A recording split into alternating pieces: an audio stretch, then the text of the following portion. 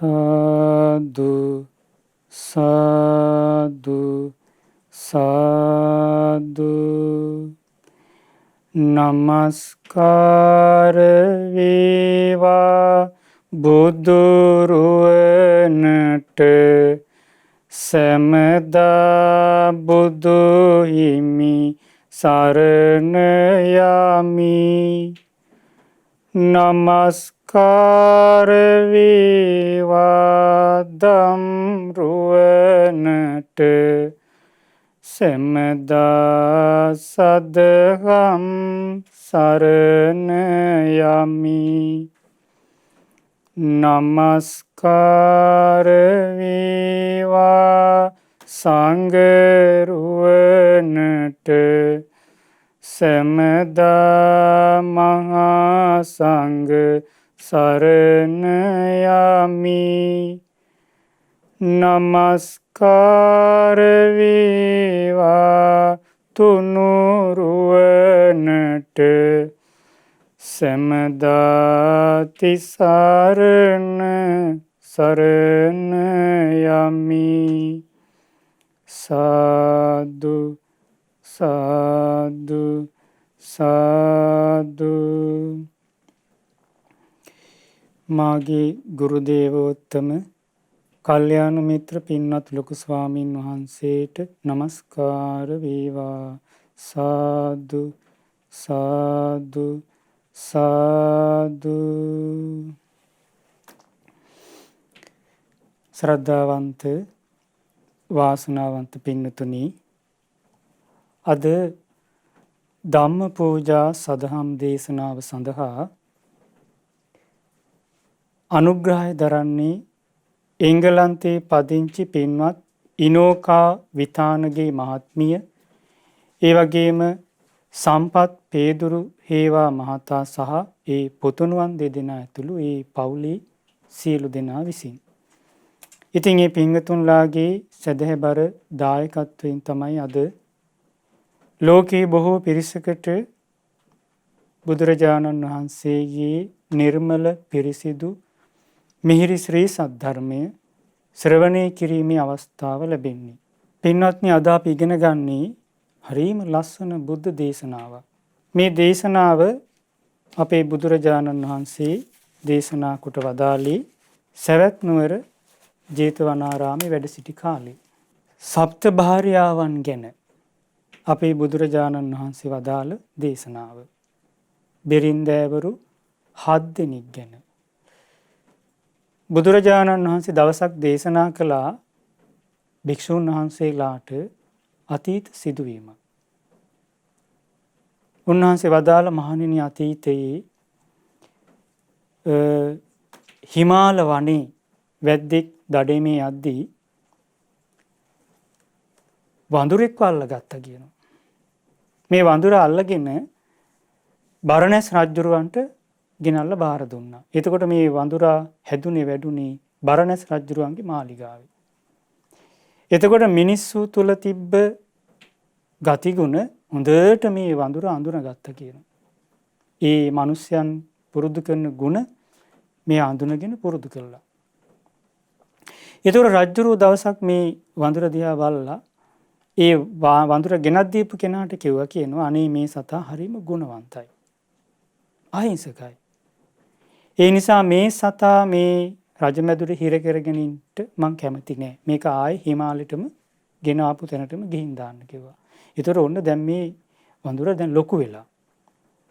ඔන්න අර වැද්ද අරගෙන ගිහිල්ලා මේ වඳුර අල්ලගත්තු ඒ හිමාල වනයේටම ගිහින් අතෑරියා. විශාල ගල් තලාවකට මේ වඳුර ගොඩ වුණා. අනිත් වඳුරෝ පිරිස වට කරගත්තා. වට කරගෙන අහනවා, අපි දැන් ඔහේ හරි ලොකුයි නෝයි. මෙච්චර කල් කොයිද හිටියේ කියලා අහනවා. එතකොට උත්තර දෙනවා, මම හිටියේ බරණැස් රජුරුවන්ගේ මාලිගාවේ කියනවා. එසේ මෙසේ තැනක නෙවෙයි. ඉතින් දැන් මේ මිනිස්සු ගැන ඔය හොඳට දන්නේ නැති මේ මිනිස්සුන්ගේ ඒ ස්වභාවයන් ගැන අපිත් ආසයි දැනගන්න. අනේ අපිට කියන්න කිව්වා. ඒතර අර වානරේ වඳුරා කියනවා, හාපෝ ඒක නම් අහන්න එපා කිව්වා. මිනිස්සුන්ගේ කල්කිරියාව ගැන නම් මගෙන් අහන්න එපා කිව්වා. මං ඒ ගැන කියන්න කැමති නෑ. දැන් ආයෙ අහනවා. එතකොට කියනවා එහෙනම් ඕන් අහගන්න කිව්වා. මිනිස්සු කියන්නේ අමුතු සත්තු జాතියක් කිව්වා.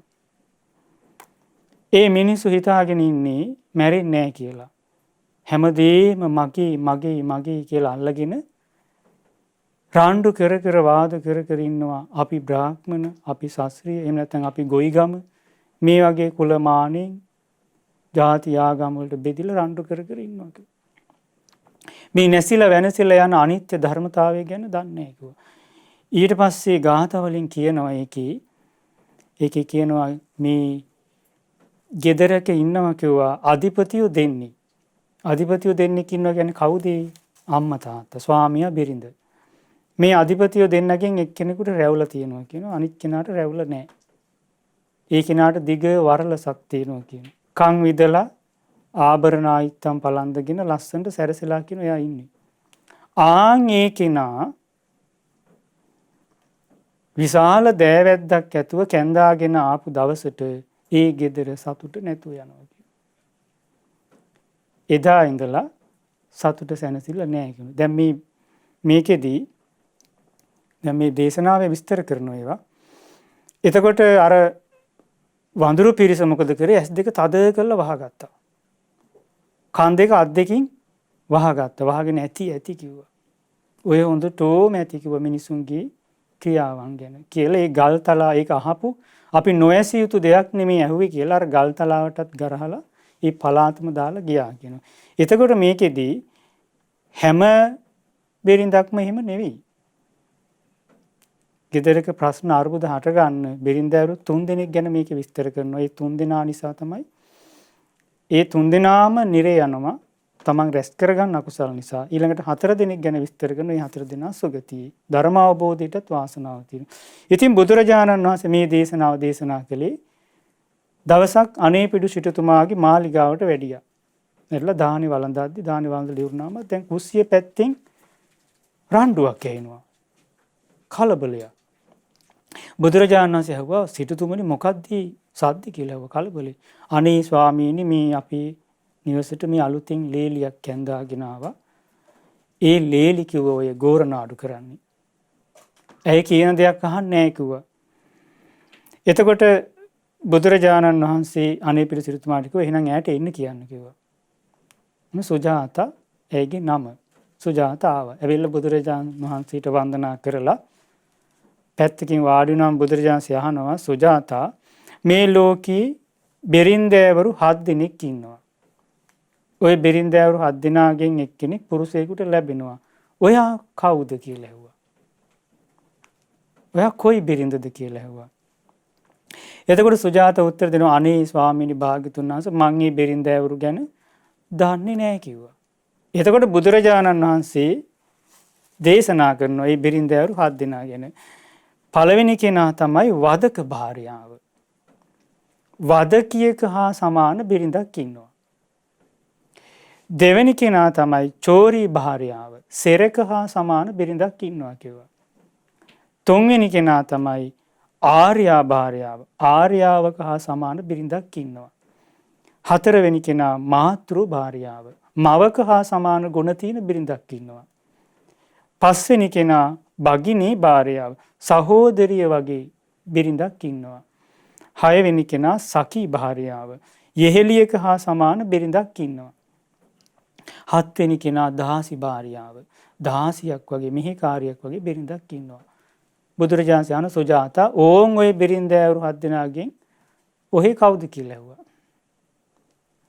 අනේ ස්වාමීනි භාග්‍යතුන් වහන්සේ මට ওই බිරිඳෑවරු 7 දෙනා ගැන විස්තර වශයෙන් තේරෙන්නේ නැහැ කිව්වා. අනේ මට විස්තර වශයෙන් කියා දෙන්න කිව්වා. ඊට පස්සේ බුදුරජාණන් වහන්සේ වදාළ එහෙනම් සුජාතා හොඳට අහගන්න කිව්වා. නුවණින් මෙනෙහි කරන්න මං කියා දෙන්න. දැන් එතකොට මේක අහන බිරිඳෑවරු විතරක් නෙවෙයි. විවාහ වෙච්ච අය නැති අය හැමෝම බලන්න ඕනේ Taman දිහා. Taman තුළ මේ කියන ගුණධර්ම තියෙනවා නම් එහෙම නැත්නම් දැන් මේකේ බිරිඳෑවරු 3 දෙනෙක් ගැන කියා දෙනවා. මේ 3 දෙනා මරණින් මත්තේ නිරේ යනවා. ඒතකොට ඒ දුර්ගුණ ඒ අධර්මීය Taman තුළ තියෙනවා නම් ඉක්මනට නැති කරගන්න ඕනේ. ඊළඟට මහා ගුණවන්ත බිරිඳෑවරු 4 දෙනෙක් ගැන කියනවා. ඒ අය මරණින් මත්තේ සුගතියි. ඒතර ඒ අයට නිවන් අවබෝධයට වාසනාව තියෙනවා. ඉතින් බුදුරජාණන් වහන්සේ දේශනා කළේ දැන් මේ ධර්මය, ඒ කියන්නේ මේ ලෝකේ කාන්තාවෝ ඉන්නවා විවාහ වූ අය නොවූ අය. ඒ සියලු දෙනා, ඒ කියන්නේ මේ ලෝකේ මේ පෘථිවියේ ඉන්න සියලුම කාන්තාවෝ මේ 7 දෙනාගෙන් එක්කෙනෙකුට අයිතියි. එහෙනම් මේක හොඳට අහගන්න ඕනේ. තමන් ගැන මෙතන කියවෙනවා. ඒතර අපේ බුදුරජාණන් වහන්සේ මේක මේ ස්ත්‍රීන්ට විශේෂ කොට වදාළ දේශනාවක්. හැබැයි ස්ත්‍රීන්ට විතරක් නෙවෙයි. සමහරවිට මේක අහනකොට ස්ත්‍රීන්ට කේන්ති යන්න පුළුවන්. ඇයි අපි ගැනම කියන්නේ? පුරුෂයෝ ගැන කියන්නේ නෑ. මේ කියන අධර්මයේ යම් ස්ත්‍රියක් තුල වේවා පුරුෂයෙක් තුල වේවා තිබ්බොත් ඒ අධර්මයෙන් එයාට යහපතක් වෙන්නේ. මේ කියා දෙන ගුණධර්ම යම් ස්ත්‍රියක් තුල වේවා පුරුෂයෙක් තුල තිබුණොත් එයාට ඒකාන්තයෙන්ම යහපතක්. ඉතින් බුදුරජාණන් වහන්සේ දේශනා කරනවා ඔන්න සුජාතා ඔන්න කාන්තාවක් ඉන්නවා. ඇය පදුට්ට චිත්තා දුෂ්ට සිතින් ඉන්නේ, නපුරු සිතින් කියනවා ඉන්නේ. ඊළඟට අහිතානුකම්පිනී කිසිම අනුකම්පාවක් නැහැ. එහෙමයි ඉන්නවද නැද්ද? ඉන්නවනේ. දුෂ්ට සිතින් නපුරු සිතින් ඉන්න කිසිම අනුකම්පාවක් නැති මිනිස්සු ඉන්නවා.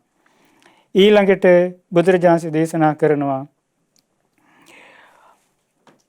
අතිමඤ්ඤති පතිට්ඨා ඒ වෙන පිරිමින් ගැන ඇලුණු සිතින්, ඒ කියන්නේ ස්වාමියාව ඉක්මවා යනවා කියනවා. ඒ වගේම ස්වාමියා දුක් මහන්සියෙන් හරියම්බ කරන ධනය ඒව නැති නාස්ති කරනවා, විනාශ කරනවා. එතකොට බුදුරජාණන් වදාලා සුජාතා මේ වගේ ඒ ධනය විනාශ කරමින් නිතර රණ්ඩු කරනවා කියනවා. එහෙනම් නිතරම දුෂ්ට සිතින් තරහෙන් වාසය කරනවා, කිසිම අනුකම්පාවක් නැහැ. ස්වාමියා හරියම්බ කරන ධනය විනාශ කරනවා, නිතර රණ්ඩු කරනවා. බුදුරජාණන් වහන්සේ වදාලා සුජාතා පුරුෂයෙකුට ලැබුණොත් මේ වගේ ගති තියෙන බිරිඳක් ඇයට කියන්නේ වදක භාර්යාව කියලයි. එතකොට දැන් මේ අධර්මයන් යම් ස්ත්‍රියක් තුල තියෙනවා නම් ඇය මේවා නැති කරගත්තේ නැත්නම් මරණින් මත්තේ නිරේ යනවා. බුදුරජාණන් වහන්සේ ලස්සනට මේක ගාථාවලින් මේ දේශනාවේ දේශනා කරන්නේ බුදුරජාණන්සේ වදාලා ක්‍රෝධ බඳින සිත් ඇති අනුකම්පාවක් නැති වෙන පිරිමින් ගැන සිතමින් සැමියා ඉක්මවා යන්නේ. සැමියා උපයන දේ ගැන කිසි පිරිමැස්මක් නැති හැම තිස්සෙම රණ්ඩුවටම පැටලීගෙන එන්නේ. පුරුෂයෙකුට ලැබුණොතින් මේ ගති ඇති බිරියක් ඈට කියන්නේ වදක භාර්යාව කියලයි. එතකොට දැන් බිරිඳාරු විතරක් නෙවෙයිනේ ගිහි ගෙදර අපි ගත්තොත් දැන් අපි ගත්තොත් මේ විවාහ වෙන්න ඉන්න දරුවෝ ඉන්නවා. තරුණ දියණිවරු, පුංචි දියණිවරු ඉන්න දරුවෝ ඉන්නවා. ඒ අය තුල වුණත් මේ අඩුපාඩු තියෙන්න බැරිද? පුළුවන්. තිබුණොත්. එතකොට ඒ අය ලොකු වෙනකොට ඒ කියන්නේ විවාහ වෙද්දී වදක භාර්යාවක් වෙන්න සුදුසුකම් ලබලා. ඊළඟට ගෙදරක දැන් අපි ගත්තොත් වැඩි හිටියෝ අම්මලා තුල තියෙන්නේ මේ අඩුපාඩු නම් ඒ ගෙදර හැදෙන වැඩෙන පුංචි දරුවෝ ඒ දිහා බලන් ඉන්නවා. ඒතර ඒ අයට කොච්චර හානියක්ද ඒක නේ. ඒ නිසා බුදුරජාණන් වහන්සේ දේශනා කරා ඒ නිසා මේ පළමු බිරින්දෑ තමයි වදක භාර්යාව. ඊළඟට බුදුරජාණන්සේ දේශනා කරනවා චෝරි භාර්යාව. බුදුරජාණන්සේ දේශනා කරනවා ඔන්න ස්ත්‍රියක් ඉන්නවා ඇය යං ඉත්‍ත්‍යා වින්දති සාමිකෝ ධනං සිප්පං වනිජ්ජංච කසින් අදිට්ඨන. ඒ කියන්නේ තමන්ගේ ස්වාමියා මේ උපයන ධනය තියෙනවා. ඒ කියන්නේ වෙළඳාම් කරලා ගොවිතැන් කරලා එහෙම නැත්නම් වෙනත් රැකියාවක් කරලා ගොඩාක් දුක් මහන්සි වෙලා ඔන්න ස්වාමියා ධනය හම්බ කරනවා. එතකොට බිරිඳ මොකද කරන්නේ? මේවා සොරකම් කරනවා. එතකොට කිසිම අර පරිස්සමක් නැහැ කියනවා. ධනය නැති නාස්ති කරනවා කියනවා. බුදුරජාණන් වහන්සේ වදාලා යා ඒව රූපා පුරිසස්ස බරියා පුරුෂයෙකුට මේමගේ බිරිඳක් ඉන්නව නම් චෝරීච බරියා තිතසා පෞච්චති. ඇයට කියන්නේ සෙරක හා සමාන බිරිඳ කියලයි. එතකොට මෙන්න මේ අඩුපාඩු තමන්ගේ ජීවිතේ තියෙනවා නම් හදා ගන්න වෙනවා නේ. බුදුරජාණන් වහන්සේ දේශනා කළේ සුජාතාට මේක ලස්සනට ගාථාවකින් කියා දෙනවා. බොහෝ වෙහෙසගෙන සැමියා ධනය රැස් කරයි නිවසේ. බොරු මායම් පාමින්නේ පැහැර ගනී ඒ රහසේ. කොපමණ දේ ගෙන දුන්නත් සෑහීමක් නොමැතෑට පුරුෂයෙකුට ලැබුණෝතින් මේ ගති ඇති බිරියක් ඈට කියන්නේ චෝරි භාර්යාව කියලයි. සෙරක හා සමාන බිරිඳ. එතකොට දැන් අපි ගත්තොත් ගෙවල් වල පුංචි ළමයි ඉන්න පුළුවන්. දෙමව්පියෝ දුක් මහන්සියෙන් හරි අඹ කරන දේවල් හොරකම් කරනවා. තමන්ගේ සහෝදරයෝ ඥාතීන්ගේ දේවල් හොරකම් කරනවා. එතකොට ඒක ධර්මයේද අධර්මයේද? අධර්මයි. ඒක ටික එයා පුරුදු කළා ඔන්න විවාහ වෙනවා. දැන් එයා සුසුකම් ලබලා ගියේ මොකේද? සොර බිරිඳක් වෙන්න. මේවා කේන්දරයට අහුවෙන්නේ නැහැ. මොනතරම් කොච්චර සුබ නැකතින් කැඳාගෙන ආවත් මේ දුර්ගුණ මේ අධර්මයේ තියෙනවා නම් ඒ පෞල් ජීවිතය සාර්ථක වෙන්නේ. ඉතින් බුදුරජාණන් වහන්සේ දේශනා කරා මේ තමයි කව සුජාතා දෙවෙනි බිරිඳ. ඊළඟට අපගේ භාග්‍යවත් බුදුරජාණන් වහන්සේ දේශනා කරනවා සුජාතා මේ ලෝකේ තව භාර්යාවක් ඉන්නවා. ඇය අකම්ම කාමා නිවසේ ඒ කියන්නේ gedara කිසිම වැඩක් හොයලා බලලා කරන්නේ නැහැ කියනවා. විස්මිතයි අපේ බුදුරජාණන්සේගේ අවබෝධය බලන්න. ඒකට උන්වහන්සේ දේශනා කරනවා එයා gedara කිසිම වැඩක් හොයලා බලලා කරන්නේ නැහැ කියනවා. අලසා මහග්ගසා හරීම කම්මැලි. ඒ වගේම බඩජාරි. හොඳ කෑම ಜಾති හදාගෙන කණ එක තමයි කරන්න කියනවා. ඒ වගේම මේ කෙනා ස්වාමියාගේ වැඩ කටයුතු වලට උදව් කරන්නේ. ඒ වගේම ස්වාමියා හරි හම්බ කරන දේවල් ඇද්ද ඒවත් තමන් යටතට ගන්නවා. බුදුරජාණන් වහන්සේ මෙන්න මේ වගේ කියාපු දේවල් වලින් යුක්ත බිරිඳක් ඉන්නවනම් ඇයට කියන්නේ මේ බුදුරජාණන් වහන්සේ දේශනා කළ ආර්යාවක හා සමාන බිරිඳ ළමා තැනි. එතකොට ඇය මේ gedara දොරේ කිසිම වැඩක් හොයලා බලලා කරන්නේ නැහැ කියනවා. හරි කම්මැලි කියනවා. ඒ වගේම හොඳ ආහාර පාන හදවගෙන කණ එක කරන්නේ. ඊළඟට ස්වාමියාගේ වැඩ කටයුතු වලට උදව්පදව් කරන්නේ. ස්වාමියා හරියම්බ කරන දේවල් ඔක්කොම තමන්ගේ යටතට ගන්නවා. මේ වගේ ස්වභාවයෙන් යුක්ත බිරිඳක් ඉන්නවනම් ඇය බුදුරජාණන් වහන්සේ ළමා තැනී කියලා. බුද්ධ කාලෙත් හිටිය ඔය වගේ අය. බුදුරජාණන් වහන්සේ ළඟට දවසක් උපාසක කෙනෙක් ආවා. බුදුරජාණන්සේ ඇහුවා උපාසක කාලයකට පස්සේ ආවේ. අනේ ස්වාමීනි මට හරි වැඩක් වුණා කිව්වා මේ මගේ බිරිඳ අසනීපයි කිව්වා. දැන් කාලයක් තිස්සේ ඇඳේ වැටලා ඉන්නවා කිව්වා. බේත් කරනවා හරියන්නේ නැහැ. ලෙඩේ මොකද්ද කියලා හොයාගන්නත් බෑ. හැබැයි ස්වාමීනි ලෙඩේට ගැළපෙන ආහාර නෙවෙයි කිව්වා හදවගෙන කන්නේ. දැන් මේ ස්වාමියා මොකද කරන්නේ? ගෙදර ඔක්කොම වැඩපළ කරගෙන බිරිඳටත් උපස්ථාන කරනවා. හොඳ ස්වාමී. ඇයි උපාසක කෙනෙක්නේ. ඊට පස්සේ බුදුරජාණන් වහන්සේ දැනගත්ත විස්තරي. ඒක ලස්සනට ජාතිකක විස්තර කරනවා. බුදුරජාණන් කිව්වා එහෙනම් මේ බෙහෙත හදලා දෙන්න කිව්වා. මේක හදාන වේවැලකුත් යන්න කිව්වා. ඒකට දාන්නේ අරලු ඊළඟට බුළු ගව මුත්‍රා ආදිය දාලා බෙහෙත හදාන වේවැලකුත් යන්න කිව්වා. මේක දෙන්න කිව්වා බොන්ට. එතකොට දැන් ඔන්න අර උපාසක අර වගේ බෙහෙත හදාගෙන වේවැලකුත් හංගාගෙන ගිහින් කිව්වා සොඳුරි මේන් හොඳ බෙහෙතක්. ඔයාගේ ලෙඩේට හරියන බෙහෙතක් මේ හදාගෙන ආවේ. මේක බොන්ට කිව්වා. අරගෙන නාහේ ළඟට කිට්ටු කරා විතරයි චී මේ මොකද්ද? මට නම් එපා කිව්වා මේවා. ඊට පස්සේ වේවැල පෙන්නලා කිව්වා දැන් මේක බොන්න ඕනේ නැත්තම් නැගිටලා මේ ගෙදර වැඩපළ කරපී කිව්වා. භාග්‍යතුන් වහන්සේ තමයි මේ බෙහෙත දුන්නේ. බය වුණා. ලැජ්ජාවටපත් වුණා. අනේ ශාස්ත්‍රුන් වහන්සේත් මං ගැන දැනගත්තා නෝයි කියලා අපූර්ව නැගිටලා වැඩපළ කරා. ඉතින් ඒ වගේ බිරින්දෑවරු ඉන්න පුළුවන්. බුදුරජාණන් වහන්සේ දේශනා කරා මේ තමයි මේ බිරින්දෑවරු දැන් 3 දෙනෙක් ගැන උන් කියා දුන්නා. වදක භාර්යාව, චෝරි භාර්යාව, ඊළඟට ළමා තැනි. ඒ කියන්නේ ආර්ය භාර්යාව.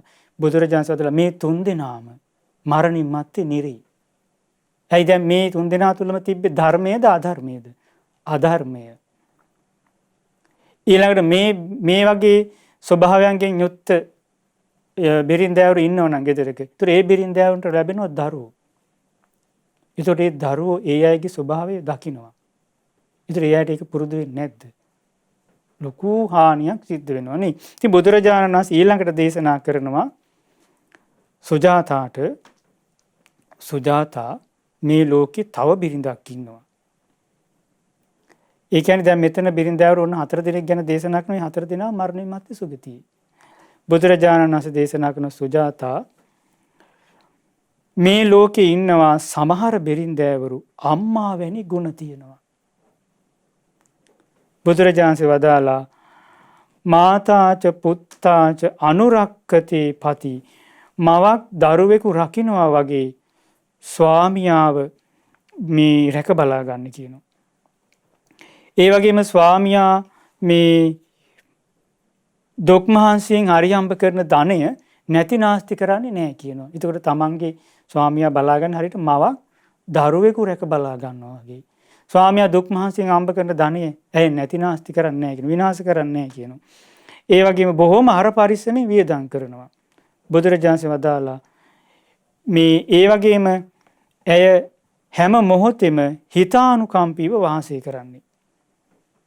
තමන් ස්වාමියාට ඊළඟට නැන්දම්මට මාමණ්ඩිට ඒ වගේම ස්වාමියාගේ සහෝදර සහෝදරයන්ට ගෙදර දාස කම්කරුවන්ට පවා බොහෝම කරුණාවෙන් මෛත්‍රියෙන් තමයි ඇය සලකන්නේ. එතකොට බුදුරජාණන් වහන්සේ මේ වගේ ගුණ තියෙන බිරිඳක් ඉන්නවා නම් පුරුෂයෙකුට ඇයට කියන්නේ මාතෘ භාර්යාව කියලා. අම්මා වැනි ගුණ තියෙන බිරිඳක්. එතකොට බලන්න පින්නතුනි දැන් අපි ගත්තොත් ගෙදරක මේ ගුණ තියෙන අම්මා කෙනෙක් වගේ බිරිඳක් ඉන්නවා නම් ඒ අම්මගේ දරුවෝ කොයිතරම් වාසනාවන්තයිද නේ. ඇයි මේ පුංචි දියණිවරු පුංචි කාලේ නම් ඒ අම්මා දිහා බලන් ඉන්නකොට අම්මගේ ගුණ පේනවා. ඒතර ඒව පුරුදු වෙන්නේ නැද්ද? පුරුදු වෙනවනේ. එතකොට බුදුරජාණන් වහන්සේ දේශනා කළා මේ අම්මා වගේ ගුණ තියෙන බිරිඳ මොනතරම් කරදර ප්‍රශ්න ආවත් ඉවසනවා. හිතානුකම්පේ ඉන්නවා. නපුරු වචන දරුණු වචන කියන්නේ නැහැ. ඉතින් බුදුරජාණන් වහන්සේ දේශනා කරනවා ඒක මෙන්න මේ විදියට කරුණාවෙන් තෙමුණු ලයින් හැම විට පසුවන්නේ මවක් පුතෙකු රකින්න සේන් සැමියා සුරකින්නේ සැමියා උපයන ධනයත් පිරිමසින්ට දන්නේ පුරුෂයෙකුට ලැබුණොතින් මේ ගති ඇති බිරියක් ඈට කියන්නේ මාතෘ භාර්යාව කියලයි. මේ මාතෘ බිරිඳ ඇය මරණින් මත්තේ සුගතියි. ඇයි මේ ලෝකේ අමාරුම දේ ඇය කරනවා. මේ කොයිතරම් ප්‍රශ්න කරදර ආවත් ඇය හිතානුකම්පේ ඉන්නවා ඉවසනවා. ඒ කියන්නේ කකචූපම අවවාද තුල ඇය පිහිටලා ඉන්නවා. නපුරු වචන දරුණු වචන කියන්නේ. ඊළඟට බුදුරජාණන් දේශනා කරනවා සුජාතාට පස්වෙනි බිරිඳ භගිනී භාර්යාව සහෝදරිය වගේ බිරිඳ ගැන. බුදුරජාණන් වදාලා යථාපි ජෙට්ටේ භගිනී කනිට්ටා ගෙදරක වැඩිමහල් සහෝදරයා ඉදිරියේ බාල නැගිනිය යම්සේද. දැන් ගෙදරක ඉන්නෝනේ වැඩිමහල් සහෝදරයෝ. ඒ සහෝදරයෝ ඉදිරියේ තමා ඒ බාල නැගිනිය යම්සේද හැසිරෙන්නේ. බුදුරජාණන් දේශනා කරනවා ආන් ඒ වගේ කියනවා සගාරවා හෝති සකම්පි සාමිකෝ. ආන් ඒ වගේ කියනවා මේ ස්වාමියා ඉදිරියේ මේ බිරිඳ හැසිරෙන්නේ. හිරීමනා බත්තු වසානු වත්තනි තමන්ගේ ස්වාමියා ඉදිරියේ ලැජ්ජාශීලීව හැසිරෙනවා. ඈ ස්වාමියාගේ වසඟි කියනවා ඉන්නේ. ඒ වගේම ස්වාමියාට හරිය කීකරුයි.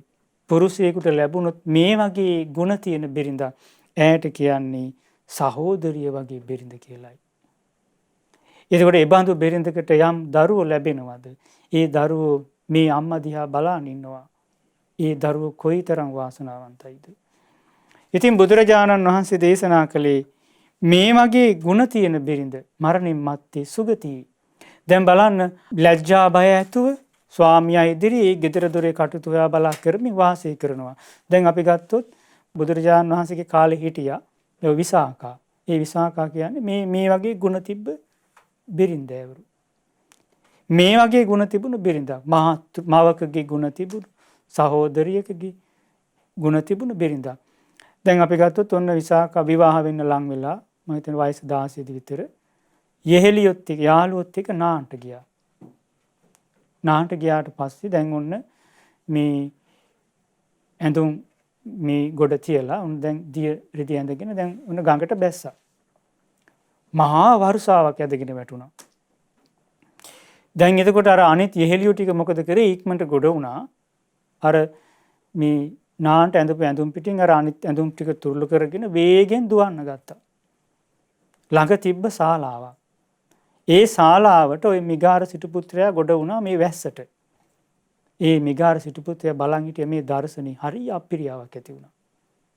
ඇයි හරිම අවලස්සනයි. දැන් අපි ගත්තොත් බුදුරජාණන් දේශනා කරානේ ස්ත්‍රියකගේ පැවැත්ම තියෙන්නේ සංවර වීමෙන් කියනවා. වසාගත යුතු තැන්, ඒ කියන්නේ ආවරණය කර යුතු දැන් ආවරණය කරගත්තාම කියනවා. ඊළඟට මිත්‍යා දෘෂ්ටියේ පැවැත්ම තියෙන්නේ සැඟවී තියෙනකොට. බඹුණන්ගේ මන්ත්‍රවල පැවැත්ම තියෙන්නේ සැඟවිලා තියෙනකොට. හැබැයි සඳ මඩල බබලන්නේ විවෘතුනාම කියනවා. හිරු මඩල බබලන්නේ විවෘතුනාම කියනවා. තථාගත බුදුරජාණන්සේගේ ධර්මයේ බබලන්නේ විවෘතුනාම. ඒ වගේම ස්ත්‍රියකගේ පැවැත්ම තියෙන්නේ සංවර වීමෙන්. වසාගත යුතු තැන් ආවරණය කරගත යුතු තැන් වසාගත්තට පස්සේ. එතකොට දැන් අර සිටු පුත්‍රයට ආපිරියාවක් ඇති වුණා. දැන් ටික වෙලා කියනකොට විසාකා දැන් ශරීරේ සම්පූර්ණයෙන් වසාගෙන අර ඇඳුම් ටික තුරු කරගෙන හිමින් එනවා තෙමි. අන්න පැහැදීමක් ඇති වුණා. අර සිටු පුත්‍රයා අහනවා ආවට පස්සේ ඇයි ඔබ මේ කලින් අය මේ වේගෙන් දුවගෙන ආවා ඉක්මනට? ඇයි ඔබ මේ විදියට ආවේ කියලා. එතකොට ওই විස්තරය කිව්වා. ස්ත්‍රියට ගැළපෙන්නේ නැහැ කිව්වා අසංවරකම. මෙහෙම ಗುಣ කිව්වම පැහැදුනා. ඒතකොට තමයි මේ විවාහය සිද්ධ වුනේ. ඒතර බලන්න මේ ಗುಣ තියන අය මේ විවාහ වෙන්න කලින් ඉඳන් මේ ಗುಣ පුරුදු කළොත් විවාහ වුණාට පස්සෙත් ඇය එක්ක මාතෘ බිරිඳක් නැත්තම් භගිනි බිරිඳක්. ඉතින් මේ වගේ බුදුරජාණන්සේ මේ සුජාතාට මේ දෙවෙනි බිරිඳ ගැන කියා දුන්නා. මේ සුගතියේ යන. ඒ කියන්නේ පස්වෙනි බිරිඳ. මේකේ ගාථාවෙන් විස්තර කරනවා. සොයුරෙකුට බැඳී සිටින නැගණිය සිරි ගන්නී. හැම විටදීම සිය සැමියට ගරුසරු දක්වන්නේ. ලැජ්ජා ඇති සිතින් යුතුව සැමියට සලකන්නේ. පුරුෂයෙකුට ලැබිනෝතින් මේ ගති ඇති බිරියක් ඇයට කියන්නේ සොයුරි භාර්යාව කියලයි. එතකොට ඔන්න බිරිඳවරු 5 දිනක් ගැන සුජාතාට කියා දුන්නා. 6 වෙනි බිරිඳ ගැන සුජාතාට බුදුරජාණන් දේශනා කළා. බුදුරජාණන් වදාලා සුජාතා තව බිරිඳක් ඉන්නවා කිව්වා. ඒ බිරිඳ මෙන්න මේ වගේ කියනවා. බොහෝ කාලයකට පස්සේ දැක්කහම සතුටු වෙන සොහොයුරිය. ආන් ඒ වගේ කියනවා. ස්වාමියා දැක්කහම සතුටු වෙනවා. බොහෝ කාලයකට දැක්කට පස්සේ සතුටටපත් වෙන සහෝදරිය වගේ කියන තමන්ගේ ස්වාමියාම දැක්කම සතුටු වෙන්නේ. දැන් වර්තමානයේ නම් බිරිඳවරු නොදැක ඉන්න තරමට තමයි කැමති නේ. එතකොට බුදුරජාණන් වදාළනවා අය කෝලෙය්‍යකා සීලවති ගෙදරට මේ හරීම හිතවත් පවුලට හරීම ලෙන්ගතුයි කියනවා. ඒ වගේම අය හරීම සීලවන්තයි. ඒ වගේම පතිබ්බතා මනා පිළිවෙතින් යුක්තයි. පතිවෘතාව රකින්න අය. ඒ වගේම මේ වගේ ගුණ තියෙන බිරිඳක් පුරුෂයෙකුට ලැබුණොත් බුදුරජාණන් වදාලා ඇයට කියන්නේ යෙහෙලියක හා සමාන බිරිඳ කියලා. ඒතකොට යෙහෙලියක හා සමාන බිරිඳක් වෙන්න ඔබ කැමති නම් මේ ගුණ ඇති කරගන්න ඕනේ. ඒ තමයි ස්වාමියා දැක්කාම සතුටු වෙනවා යෙහෙලියක් වගේ. තමන් විවාහ වෙලා යන ඒ ගෙදරට හරිම ලෙන්ගත්ව හිතවත්ව ඉන්න ඕනේ. ඊළඟට සීලවන්තකම ආත්ම ගරුත්වය රැක ගන්න ඕනේ කියනවා. එතකොට මෙන්න මේ වගේ ගතිගුණ තියෙන, මේ වගේ ගුණ තියෙන බිරිඳක් පුරුෂයෙකුට ලැබුණොත් ඇය යෙහෙලියක ආස. ඒතකොට අම්මා කෙනෙක් තුළ මේ ගුණ තියෙනවා නම් ඒ ගෙදර ඉන්න දියණිවරුන්ට කොයිතරම් ලාභයක්ද? බුදුරජාණන් වහන්සේ ඒක විස්තර කරනවා. තම සැමියා දකින විටදී සතුටින් ඉපිලෙන්නේ. යෙහෙලියකට සිය මිතුරා මුණ ගැසුණා වැන්නේ. පතිවත ගරු කරමින් සිල් ගුණ සුරකින්නේ. තම පවුලේ වැදගත්කම ගැනද ඈ සිතන්නේ. පුරුෂයෙකුට ලැබුණොතින් මේ ගති ඇති බිරියක් ඈට කියන්නේ මිතුරී භාර්යාව කියලයි. එතකොට ඇයත් මරණින් මත්තේ සුගතියි. එතකොට මොකද හේතුව මේ ඔක්කොම ගුණධර්ම. ඊළඟට බුදුරජාණන් වහන්සේ දැන් මේ සුජාතාට දැන් මේ දේශනාව කරන්නේ දැන් අර අනේපිඩු සිටුතුමාගේ ලේලි. දැන් බුදුරජාණන්සේ දානට වැඩියාම එකම ගෝරනාඩුව. ගෙදර රණ්ඩු කරනවා. එතකොට ඇය අර මුලින් අපි ඉගෙන ගත්තේ බිරින්දෑවරු 3 දෙනෙක් ගැන. වදක භාර්යාව, චෝරී භාර්යාව, ළමාතැනි. ආන් ඒ 3 දෙනාගෙන් එක්කෙනෙක්. ඒ කියන්නේ ගෙදර රණ්ඩු කරගන්නේ හැමෝටම බනිනවා. හරි සැරපරුසයි කියනවා. ඒතර ඒ සුජාතාට තමයි දැන් මේ කියා දෙන්නේ බිරින්දෑවරු ගැන. හැබැයි මේ කියා දීපු මේ අගුණ ටික යම් පුරුෂයෙක් තුල තිබ්බොත් ඒ පුරුෂයාත් මරණින් මත්තේ නිරේ. දැන් මේ කියා දෙන ගුණ ධර්ම ටික යම් පුරුෂයෙක් තුල තිබ්බොත් ඒ පුරුෂයා මරණින් මත්තේ සුගතියි. ඉතින් බුදුරජාණන් වහන්සේ ඊළඟට මේ සුජාතාවට දේශනා කරනවා හත්වෙනි බිරිඳ ගැන. ඒ තමයි දාසි භාර්යාව. බුදුරජාණන්සේ වදාළ සුජාතා තව භාර්යාවක් ඉන්නවා, බිරිඳක් ඉන්නවා. ඇය මේ අකුද්ද සන්තා වද දණ්ඩ තත්තිජා. ඒ කියන්නේ ස්වාමියා ඇයට අතින් පයින් පහර දෙනවා. දඬු මගුරු වලින් පහර දෙනවා. හරියට සැරපරස විදිහට බහිනවා. ඒකෝර මෙහෙම කරනකොට ඒ දාසි භාර්යාව මොකද කරන්නේ? කිපෙන්නේ නැහැ කියනවා. සිත දූෂිත කරගන්නේ නැහැ කියනවා. ඇය නපුරු වචන කියන්නේ නැහැ කියනවා. ඉවසනවා. ඒ වගේම ස්වාමියාගේ වැරදි ඇය ඉවසනවා. අන්න බලන්න කොච්චර ගුණයක්ද.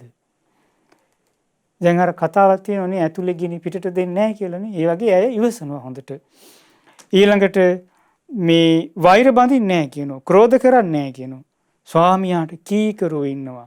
මේ වගේ ගුණ තියෙන බිරිඳක් පුරුෂයෙකුට ලැබුණොත් ඇයට කියන්නේ දාසි භාර්යාව කියලා. බලන්න එතකොට දැන් මේ ස්වාමියා නිතර වද හිංසා දෙනවා, ගහනවා, බනිනවා. නමුත් ඒ කිසි දෙයකට ඇය හිත වෙනස් කරගන්නේ. අර කකචූපම අවවාදි තමයි පිටලා ඉන්නේ. හිත වෙනස් කරගන්නේ නපුරු වචන කියන්නේ. හිතානුකම්පිතව වාසය කරනවා. මාතෘ බිරිඳත් එහෙමයි. ඊළඟට සහෝදරිය වගේ බිරිඳ, යෙහෙලියක වගේ බිරිඳ, මේ දාසි බිරිඳ මේ ගුණයන්ගෙන් යුක්තයි. ඒකට මේ ධර්ම මාර්ගයේ හැසිරෙන අයද නැද්ද? හැසිරෙන අය. එතකොට බුදුරජාණන් වහන්සේ මේක ගාථාවෙන් දේශනා කරනවා. සැමියා කෝපයෙන් ඈට බැන්නත් ගැසුවත් කිසි විට දොස්ට නැති සිතින් සැමියාගේ නපුරු කම්ද ඉවසන්නේ. කෝප නොවන්නේ සැමියාට අවනතව සිටින්නේ. පුරුෂයෙකුට ලැබුණොතින් මේ ගති ඇති බිරියක් ඈට කියන්නේ දාසි භාර්යාව කියලයි. එතකොට ගෙදරක මේ වගේ බිරිඳක් ඉන්නව නම් ඒ බිරිඳට ඒ අම්මාට ලැබෙන දරුවෝ ඒ දරුවොත් ඒ ගුණධර්ම පුරුදු කරනවද නැද්ද? ඇයි අම්මා දිහා බලාගෙන ඉන්නේ? එතකොට බලන්න ඒ දරුවන්ට කොයිතරම් ලාභයක්ද? දැන් අපි ගත්තොත් බුදුරජාණන්සේගේ කාලේ හිටියා ඔබ අහලා ඇති තේරී ගාථාවල ඉසිදාසි. ඉසිදාසි මේ වගේ ගුණ තිබ්බ කෙනෙක් තමයි ගිහි කාලේ. ඒකනේ ඇයට ධර්මය අවබෝධ කිරීමේ වාසනාව ලැබුණේ. ඒතර ඇය අම්මා කෙනෙක් වගේ විටක. ඊළඟට විටක ඇය සහෝදරියක් වගේ. තවත් වෙලාවකට යෙහෙලියක් වගේ. තව වෙලාවකට ඇය දාසියක් වගේ. ඇයගේ තේරී ගාථාවල ඇය විස්තර කරනවා. මේ බුදුරජාණන් වහන්සේගේ ධර්මයේ සඳහන් වෙනවා. කියනවා ඇය මේ නැන්දයි මාමයි ළඟට උදේ හවස ගිහින් ඒගොල්ලන්ගේ දෙපා වැන්දා කියනවා. ඊළඟට ඔවුන් කියන දේ විතරක්ම කෙරුවා කියනවා. ඊළඟට කියනවා මම මගේ ස්වාමියා හරි සහෝදර සහෝදරයන් හරි ඒ කවුරු හරි දැක්කොත් මම පුටුවේ නැගිටිනවා ඉක්මනට. ඊළඟට මං ඒගොල්ලන්ට වාඩි වෙන්න දෙනවා ආසනෙ. ඒ වගේම කියනවා ඊළඟට මම කෑමින් බීමින් උනත් කැවිලි පෙවිලි වලින් උනත් ඒගොල්ලන් කැමති දේවල් හදලා දීලා සතුටු කරනවා. මං ඒගොල්ලන්ට හොඳට සැලකුවා කියනවා. ඒ වගේම මේකේ තියෙනවා අවශ්‍ය දේවල් වෙලාවට හොයලා බලලා උපස්ථාන කරනවා. මම මගේ අතින්මයි කියනවා මේ සැමියාගේ පා සෝදලා ගෙට ගන්න. ඒ වගේම සැමියා ළඟට යන්නේ මං වැඳගෙන කියනවා. ඊළඟට කියනවා මං පනාව සුවඳ විලවුන් සුවඳ වර්ග අරගෙන මං කණ්ණාඩියත් අරගෙන සැමියා ළඟට ගිහලා මගේ අතින් කියනවා මං ඒ ස්වාමියාව සරසන්නේ. ඊළඟට මං මගේ අතින් බත් උයනවා. මං ඊළඟට නොයෙක් ආහාර පාන හදලා මං අම්මා කෙනෙක් වගේ ස්වාමියාට සැලකුවේ කියනවා. එතකොට ඒ වගේම අම්මා කෙනෙක් එකම දරුවෙකුට සලකනවා වගේ කියනවා මං සැමියාට කටයුතු කළේ.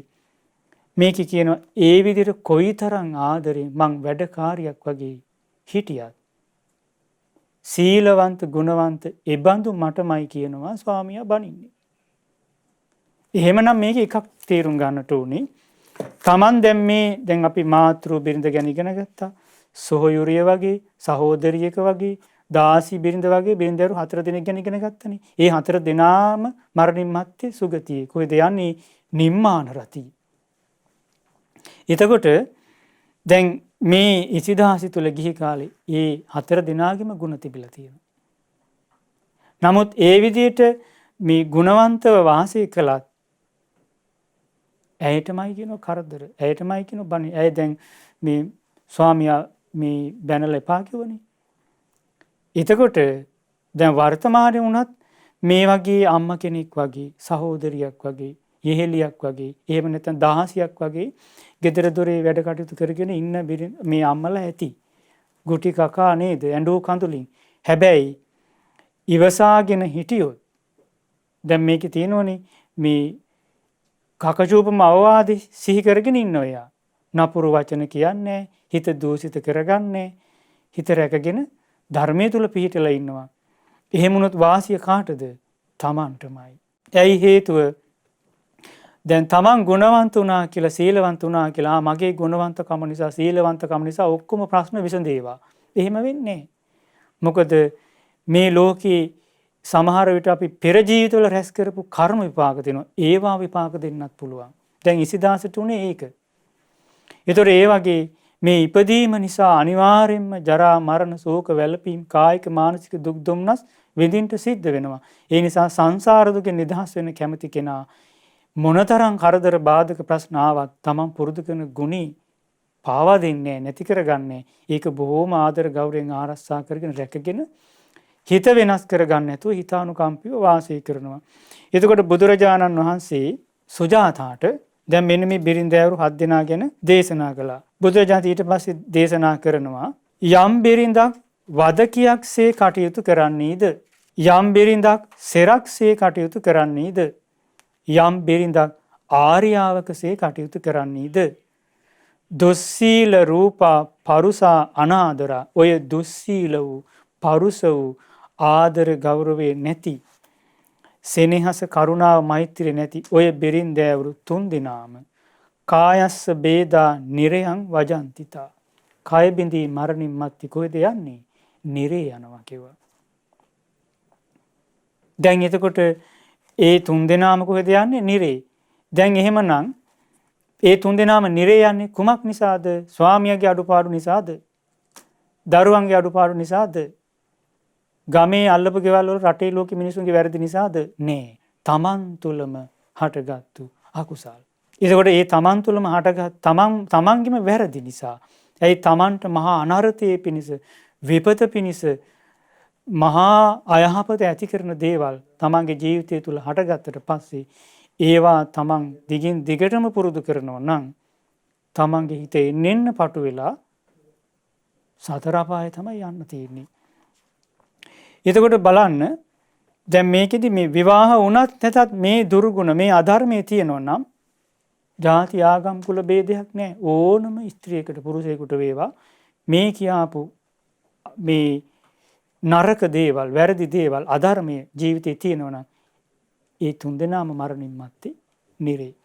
ඊළඟට බුදුරජාණන් වහන්සේ සුජාතාට දේශනා කරනවා යම් බිරිඳක් මවකසේ කටයුතු කරන්නේද යම් බිරිඳක් සහෝදරියකසේ කටයුතු කරන්නේද ඒ වගේම යම් බිරිඳක් යෙහෙලියකසේ කටයුතු කරන්නේද යම් බිරිඳක් දාසියකසේ කටයුතු කරන්නේද. ඒතකොට මේකෙදි මෙතන බිරිඳෑවරු 4 දෙනෙක් ගැන කියුණා. යම් බිරිඳක් මවකසේ දැයි මවකසේ කටයුතු කරන බිරිඳගේ ගුණ ගැන අපි ඉගෙන ගත්තනේ නේ.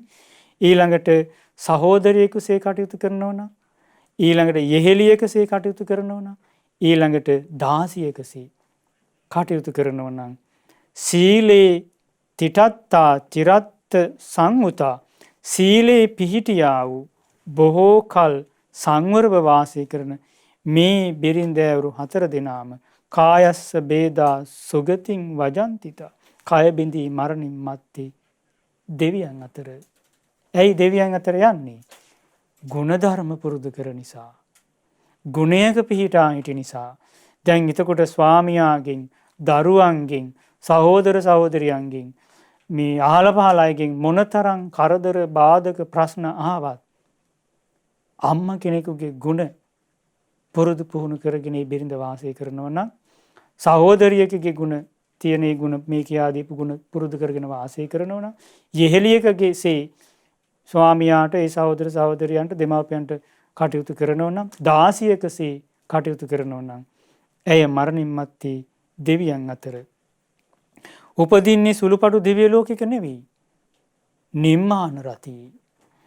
ඊළඟට බුදුරජාණන් වහන්සේ මේ බිරින්දෑවරු 7 දෙනාගේ විස්තරය අවසන් වෙනකොට මේ බුදුරජාණන් මේ බිරින්දෑවරු 7 දෙනා ගැන දේශනා කළ අවසන් වෙනකොට සුජාතා සෝවාන් ඵලයටපත් වුණා. ඇයි මේ දේශනාවේ දැන් විස්තර කරන්නේ? කුසල් විස්තර කරා, අකුසල් විස්තර කරා. ඒතර සුජාතට කුසල් අකුසල් තේරුණා. යමෙක් කුසල් දනීද, කුසල් මුල් දනීද, අකුසල් දනීද, අකුසල් මුල් දනීද. ඒ කුසල් අකුසල් යමෙක් දන්නවනම් ඔහු සම්මාදිට්ඨියෙන් යුක්තයි. ඒතර සුජාතා ආර්ය අෂ්ටාංගික මාර්ගයේ පළමු මාර්ගාංගයට පැමිණියා. කොහොම හිටපු බිරිඳක්ද? අර පළවෙනි බිරිඳෑවරු 3 දෙනාගෙන් එක්කෙනෙක් මේ. එතකොට මේ බුදුරජාණන් වහන්සේ මේ අහනවා සුජාතගෙන් ඉමාකෝ සුජාතේ මේ සප්ත පුරිසස්ස භරියෝ. සුජාතාවනි මේ තමයි පුරුෂයෙකුට ලැබෙන භාර්යාවන් බිරිඳෑවරු අතර ඉන්න 7 දෙනා. ඒතර ඔය 7 දෙනාට මේ මහා පෘථිවියේ ඉන්න සියලුම කාන්තාව අයිති. බුදුරජාණන් අහනවා මේ සුජාතා මේ අය අතරින් දැන් ඔයා කවුද කියලා ඇහුවා. දැන් මේ වෙද්දි සුජාතා සෝතාපන්න වෙච්ච කෙනෙක්. එතකොට බුදුරජාණන් වහන්සේට සුජාතා උත්තර දෙනවා ස්වාමීනි භාග්‍යතුන් වහන්සේ මම අද පටන් ස්වාමියාගේ දාසියක වූ සමාන බිරිඳක් වශයෙන් පිළිගන්නාසේක්වා. එතකොට දැන් ඇය කලින් හිටියේ අර කලින් ඉගෙනගත්ත අපි බිරිඳ 3 දෙනෙක් ගැන නිරේ යන වදක භාර්යාව, චෝරි භාර්යාව, ඊළඟට ළමා තැනි. මේ බිරිඳ 3 දෙනා මරණින් මත්තේ නිරේ. ඒ 3 දෙනාගේ ගොඩේ තමයි මේ සුජාතා හිටියේ. හැබැයි මේකෙදී බුදුරජාණන් මේ දේශනාව අවසානයේ අය සෝතාපන්න ඵලයටපත් වුණා.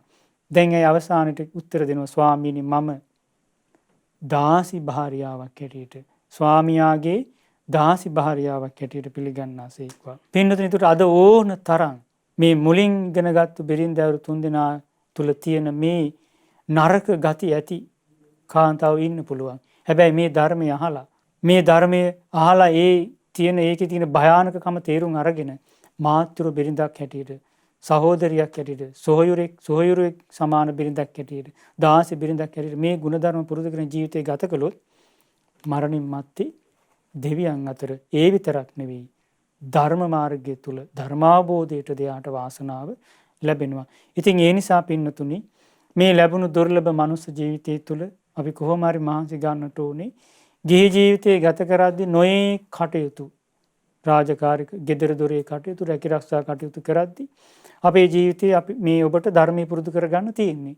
ඒතර ඒ අතරේ මේ ගුණධර්ම වල පිහිටලා ඉවසීමෙන් මේ ධර්මයේ පුරුදු කරගත්තොත් මේ ලැබිච්ච දුර්ලභ අවස්ථාවේ උපරිම ප්‍රයෝජනෙ සලසා ගත්තොත් ඒ නිසා හැම දිනාටම මේ ගෞතම බුද්ධ ශාසනය මේ බුදුරජාණන් වහන්සේ දේශනා කොට වදාළ මේ මාතෘ බිරිඳකගේ තියෙන ගුණ ඇති කරගෙන සහෝදරියක සමාන බිරිඳකගේ තියෙන ගුණ ඇති කරගෙන ඊළඟට යෙහෙලියකගේ තියෙන බිරිඳකගේ තියෙන ගුණ ඇති කර දාසියක හා සමාන බිරිඳකගේ ගුණ ඇති කරගත්තොත් ඒවා තමයි මේ නිවන් මාර්ගට උපකාර වෙන දේවල්. ඉතින් ඒ ගුණ ඇති කරගෙන මේ ගෞතම බුද්ධ ශාසනයේ උතුම් චතුරාර්ය සත්‍ය ධර්මය අවබෝධ කර ගන්නට දුර්ලභ වාසනාව උදා වේවා. සාදු සාදු සාදු. පුණ්‍යානුමෝදනාව. පින්වත්නි අද මේ ධම්ම පූජා සදහම් දේශනාව සඳහා අනුග්‍රහය දරන්නේ එංගලන්තයේ පදිංචි පින්වත් ඉනෝකා විතානගේ මහත්මිය, ඒ වගේම සම්පත් පේදුරු හේවා මහතා සහ පුතුණුවන් දෙදෙනා ඇතුළු ඒ පවුලේ සියලු දෙනා. ඉතින් මේ පින්වතුන් දානයන් අතර අග්‍ර වූ ධර්ම දානය දීලා මේ ලෝකේ බොහෝ පුණ්‍ය ධර්මයන් තමන්ගේ ජීවිතයට රැස් කළා.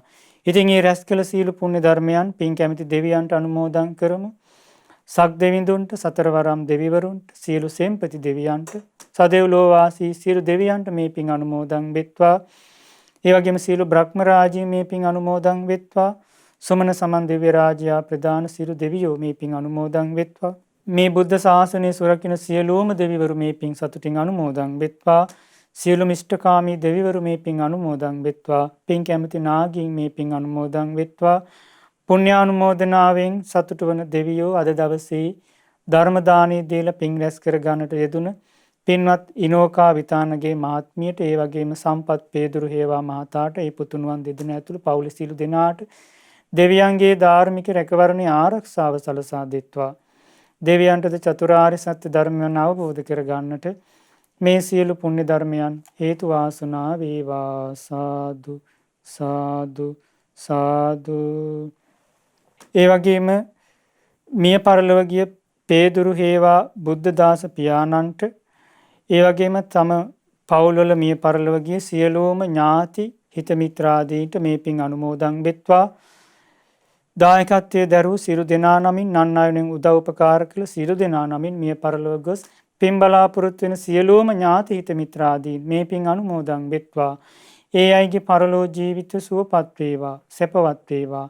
සංසාර දුකින් නිදහස් වීම පිණිස මේ සියලු පුණ්‍ය ධර්මයන් හේතු වාසනා වේවා. සාදු සාදු සාදු. ඒ වගේම සුජීවත්ව සිටින හේමා බුද්ධදාස මෑණියන්ට මේ පින් අනුමෝදන් වෙත්වා. චිත්‍රා ලොකුගේ මෑණියන්ට මේ පින් අනුමෝදන් වෙත්වා. ඒ වගේම සිරිල් විතානගේ පියාණන්ට මේ පින් අනුමෝදන් වෙත්වා. රෝහිණී පුංචි ඇතුළු පවුලේ සියලු ඥාති හිත මිත්‍රාදීන්ට මේ පින් අනුමෝදන් වෙත්වා. ඒ වගේම එංගලන්තයේ වෙසෙන ජයසේන ලැබුණ හේවා ඇතුළු ඒ පවුලේ සියලු ඥාති හිත මිත්‍රාදීන්ට මේ පින් අනුමෝදන් වෙත්වා. ඒ වගේම ඉනෝකා විතානගේ සහ සම්පත් පේදුරු හේවා යන දෙපළටත්, ඒ වගේම පුතුණුවන් දෙදෙනාටත් පවුලේ සියලු දෙනාට මේ පින් අනුමෝදන් වෙත්වා. ඒ සියලු දෙනා නිදුක් වේවා, නිරෝගී වේවා, සුවපත් වේවා, දීර්ඝායු සම්පත් ලබත්වා. ඒ හැම දිනාටම මේ ගෞතම බුද්ධ ශාසනී චතුරාර්ය සත්‍ය ධර්මයන් අවබෝධ කර ගන්නට මේ සියලු පුණ්‍ය ධර්මයන් හේතු වාසනා වේවා. සාදු සාදු සාදු. අපගේ ගුරු දේවෝත්තම කල්යාණ මිත්‍ර පින්වත් ලොකු ස්වාමින් වහන්සේට මේ පින් අනුමෝදන් වෙත්වා. ඒ වගේම මහමෙවුනා වාසී ලෝකවාසී සියලුම පින්වත් ස්වාමින් වහන්සේලාට මේ පින් අනුමෝදන් වෙත්වා. අනගාരികා මෑණියන් වහන්සේලාට, අනගාരിക දූපතුන්ට මේ පින් අනුමෝදන් වෙත්වා. ඒ හැම දිනාටම ගෞතම බුද්ධ ශාසනයේ උතුම් චතුරාර්ය සත්‍ය ධර්මයන් අවබෝධ කර ගන්නට මේ සියලු පුණ්‍ය ධර්මයන් හේතු වාසනා වේවා. සාදු සාදු සාදු. ඒ වගේම ශ්‍රද්ධා මාසික ධර්ම දාන සමාජිකාවන්ට මේ පින් අනුමෝදන් වෙත්වා. ඒ පවුල්වල සෑම සියලු දෙනාට මේ පින් එකසේ අනුමෝදන් වෙත්වා. කොරෝනා වෛරසය හේතුවෙන් රෝගාතුරව සිටින ලංකාවාසී ලෝකවාසී සියලු දෙනාට මේ පින් අනුමෝදන් වෙත්වා. ඒ සියලු දෙනාට නිදුක් නිරෝගී සුවපත් භාවය, දීර්ඝායු සම්පත් සැලසේවා. විශේෂයෙන් අද දවසේ මේ ධර්ම දානමය පින්කම සිද්ධ කර ගන්නට යෙදුන එංගලන්තයේ පදිංචි පින්වත් ඉනෝකා විතානගේ මහත්මියට, සම්පත් පේදුරු හේවා මහතාට සහ පුතුණුවන් දෙදෙනාට මේ පින් අනුමෝදන් වෙත්වා.